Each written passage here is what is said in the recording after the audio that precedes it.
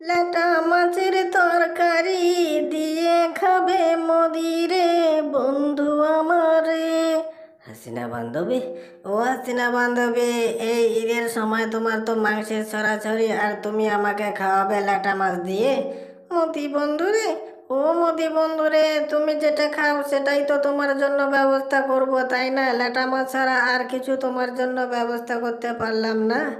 হাসিনা বান্ধবী, ও হাসিনা বান্ধবী, হ্যাঁ সে তো হবে। এখন আমি সিট কম পেয়েছি না, আমার একটু শক্তি কম, সেই জন্য তো আমার এই যে আধিক্যতাও কমে গেছে।